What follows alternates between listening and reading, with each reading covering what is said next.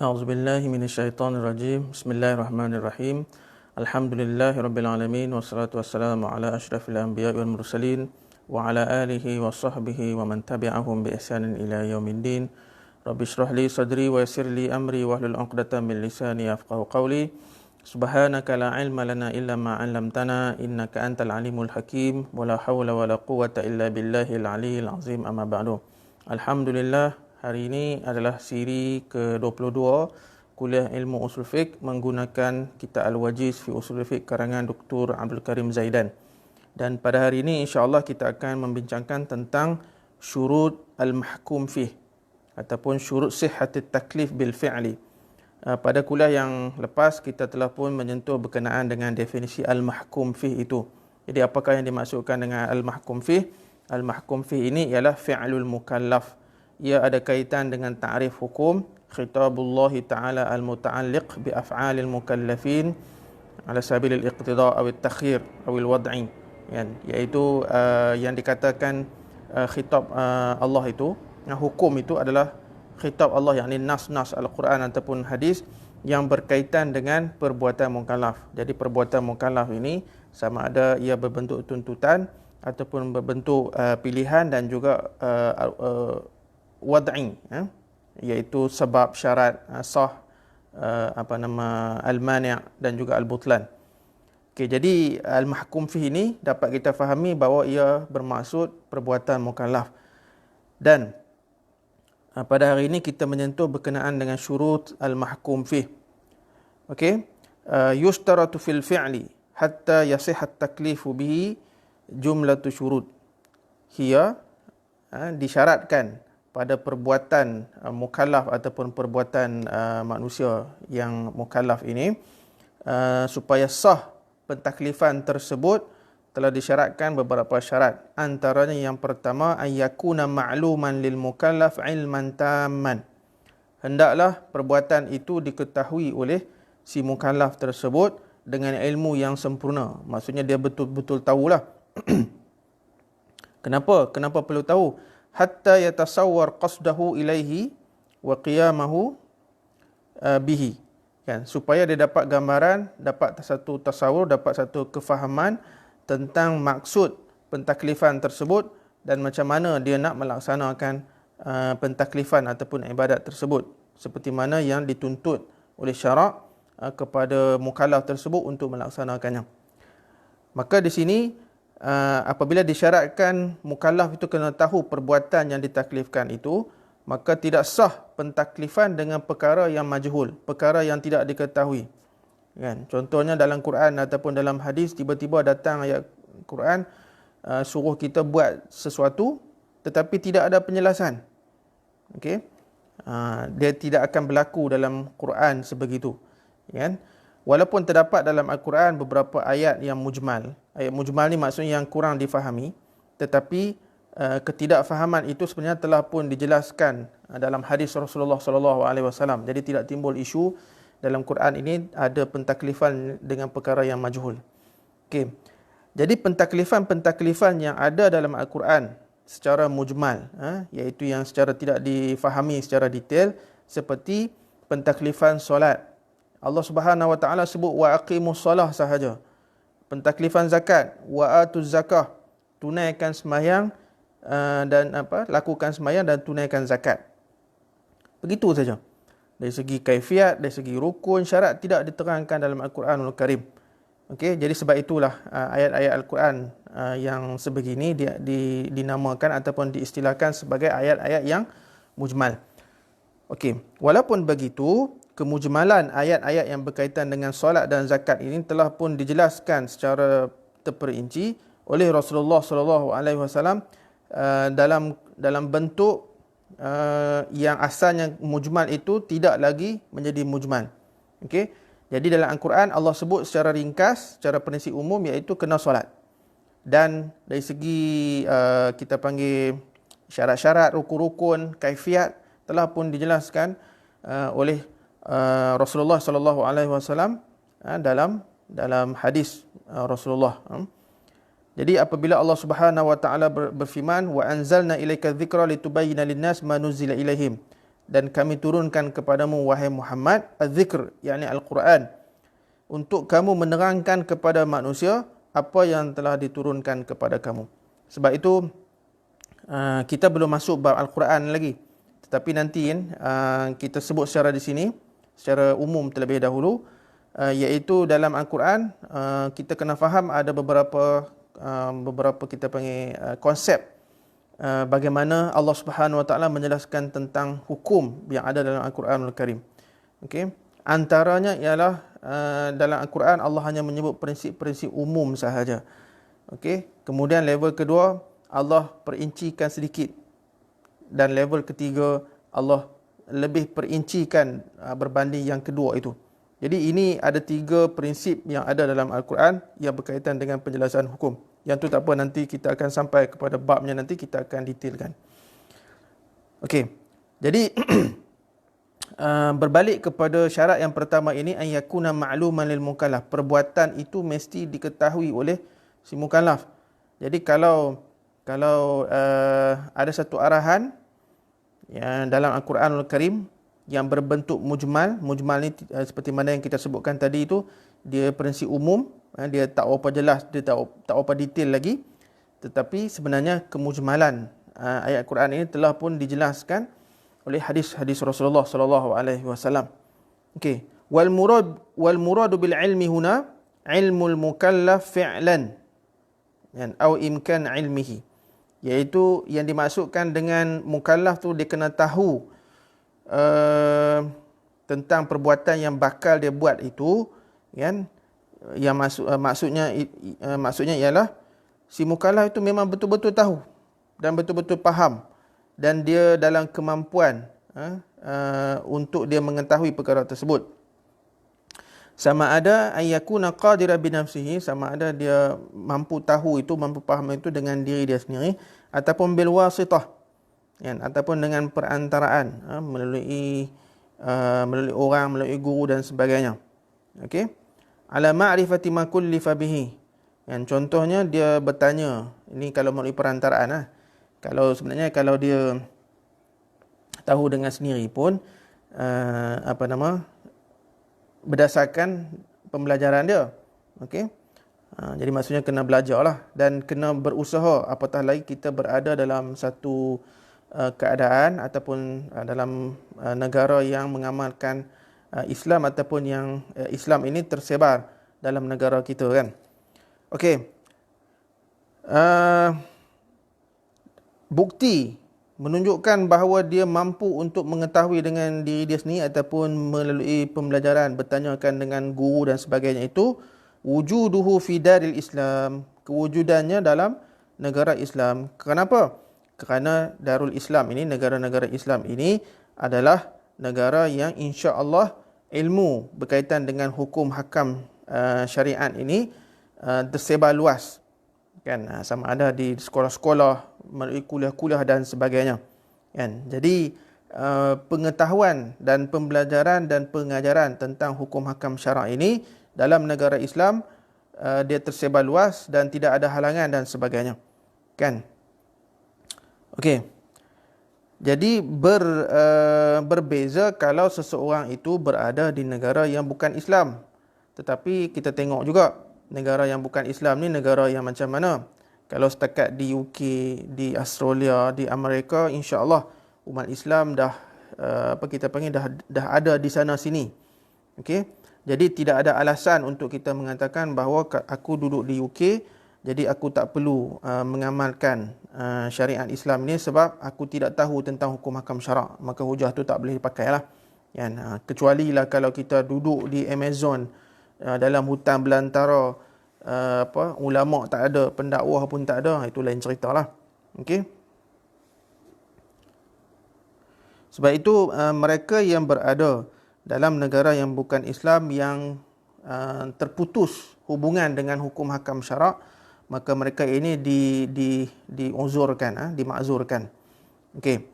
Jadi apabila seseorang yang memeluk agama Islam di negara-negara sebegini yang keputusan ataupun yang tidak dapat akses kepada hukum hakam syarak, nak tanya orang pun tak ada, ulama pun tak ada di tempat itu, mereka ini dimaafkan dari segi pentaklifan syarak. Okey. Jadi kalaulah contoh seseorang ini dia duduk di tempat yang terpencil, yang susah hukum hakam syarak nak sampai. Okey. Jadi kebetulan dia ni adalah pernah keluar sekejap, pergi ke bandar besar, mungkin duduk di situ seketika dan dapat belajarlah sedikit asas-asas fardu ain tentang solat dan sebagainya, tetapi tak habis. Maka orang sebegini bila dia balik ke kampung, ke tempat yang terpencil dia itu, dia wajib melaksanakan setakat yang dia mampu, setakat yang dia belajar. Contohlah dia sempat semayang, belajar semayang 3 waktu sahaja. Kan? 2 waktu tu dia tak sempat, dia dah kena balik tempat dia kan. Jadi dia tetap kena laksanakan 3 waktu semayang yang dia sempat belajar tersebut. Yang lagi 2 itu dimaafkan sebab apa? Sebab dia tidak dapat mendalami tentang hukum hakam syarak yang sepenuhnya. Tetapi kalau hujah tersebut kita nak gunakan di Malaysia, hujah itu tak boleh pakai lah. Kan? Sebab Malaysia ni insya-Allah negara Islam, walaupun mungkin kita kata tak laksanakan hukum hakam syarak yang sepenuhnya lah. Okey. Namun negara Malaysia adalah negara Islam yang kita boleh akses mudah kan, hukum hakam syarak.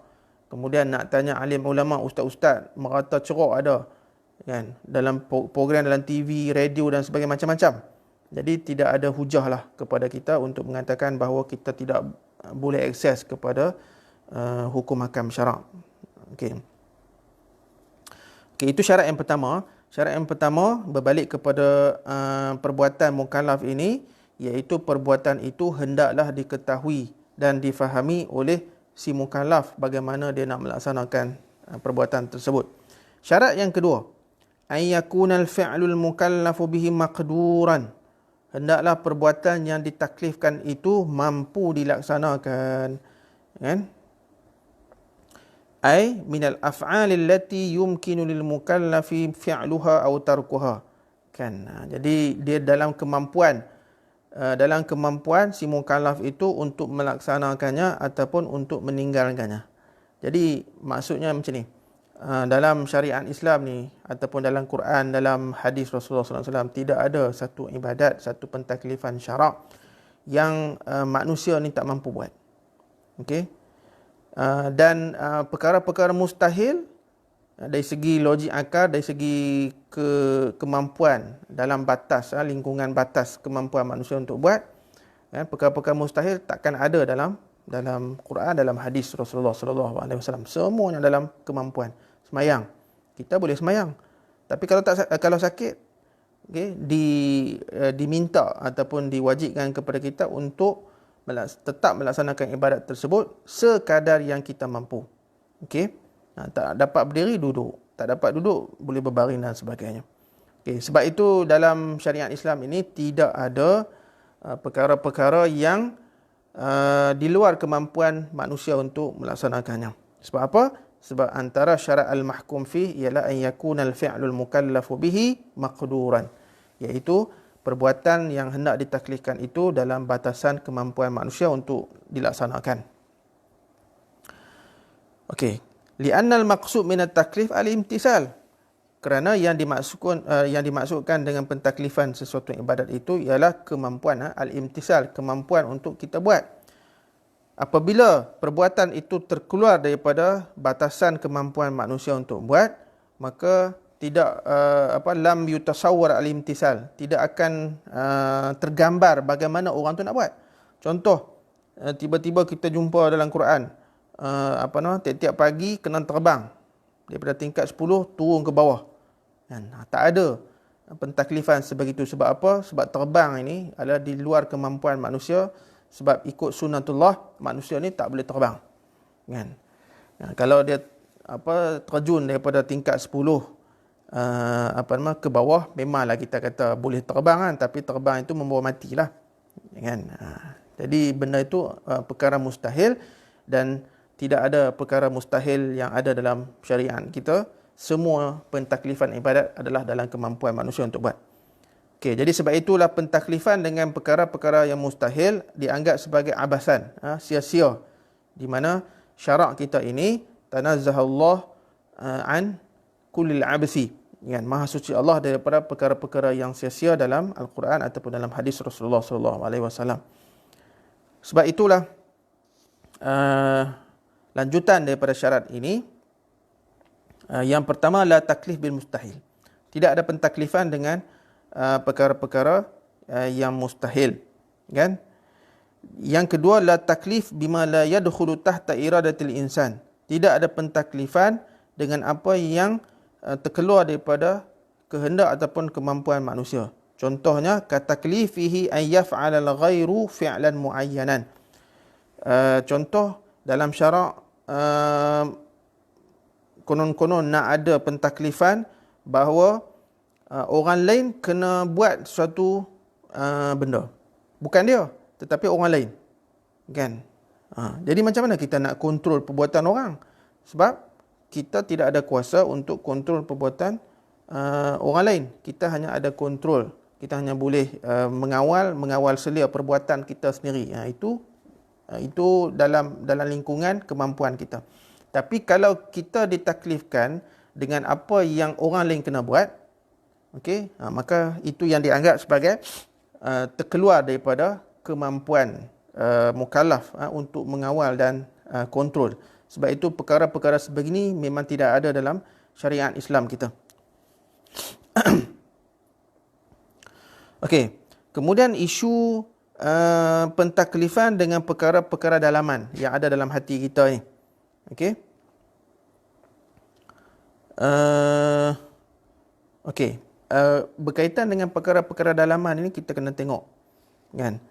Kalau lintasan hati, okey, kalau lintasan hati itu kadang-kadang juga kita tak boleh kontrol. Okey. Tetapi ada juga benda yang dalaman hati ni kita diminta untuk, walaupun tak boleh kontrol sepenuhnya, tetapi kita diminta sedaya upaya untuk melaksanakan perkara tersebut dengan kadar kemampuan kita. Contohnya dalam bab poligami, kan? Bab poligami ni kita diminta untuk berlaku adil. Dari segi zahirnya, insya-Allah kemungkinan besar dari segi zahir kemungkinan kita boleh buat. Contoh, kalau dekat isteri pertama kita boleh bagi 1,000, dekat isteri kedua pun boleh bagi 1,000, kan? Kalau kita beli pakaian dekat isteri pertama, isteri kedua pun kita boleh beli pakaian. Dari segi zahir tu nampak macam okey lah. Tetapi dalaman ni, dalam hati kita ni kadang-kadang ada sedikit melebihkan kasih sayang kepada isteri pertama ataupun isteri kedua, itu normal, kan? Cuma kita kena kontrol, kita kena cuba sedaya upaya untuk dari segi luaran, dari segi fizikal, dari segi zahir tu kita cuba untuk bagi sama adil lah, ya. Baik. Kemudian ada hadis di mana Rasulullah SAW menyebut la taghdab, kan? La taghdab ni jangan marah, kan? Bukan maksud dia kita tak boleh marah langsung, sebab marah ini adalah sifat sunnatullah kepada manusia, kan? Tetapi larangan yang ada dalam hadis ini ialah larangan daripada berterusan marah sampai hilang akal. Okey. Itu yang dilarang.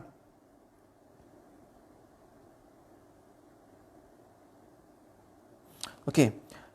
Jadi secara ringkasnya untuk kita faham tentang syarat-syarat al-mahkum fi ni dia ada dua je. Kan, yang pertama ayakuna ma'luman lil mukallaf. Perbuatan itu perlu diketahui dan perlu difahami oleh mukallaf.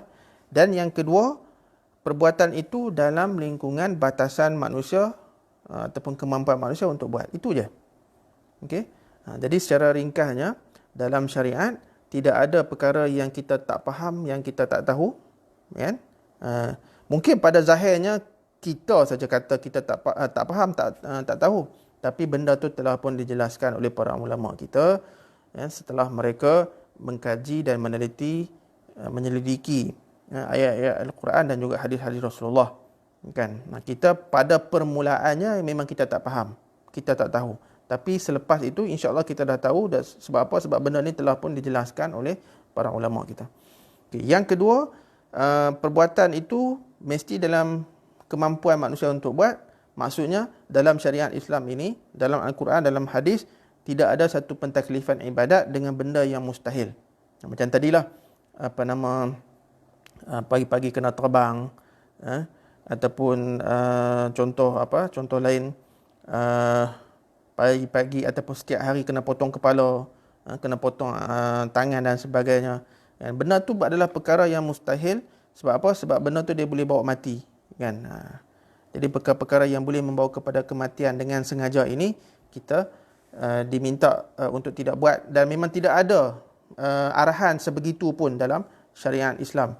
Jadi insya-Allah secara ringkas sahaja kuliah kita pada pagi ini kita akan menyentuh untuk tajuk ataupun kuliah yang akan datang berkenaan dengan asyaqqu minal a'mal, iaitu perbuatan-perbuatan yang susah ni, kan. Yang tadi kita kata perbuatan yang mustahil, yang tak logik, kan. Tapi dalam syariat kita ni ada tak yang dikatakan perbuatan-perbuatan yang susah? Yang tu kita akan bincangkan dalam kuliah yang akan datang. Setakat itu saja kuliah kita ringkas pada hari ini. Apa yang baik itu datangnya daripada Allah Subhanahu wa taala. Apa yang kurang itu datangnya daripada diri saya. Aqulu qawli hadza wa astaghfirullah azim li wa lakum. Wassalamualaikum warahmatullahi wabarakatuh.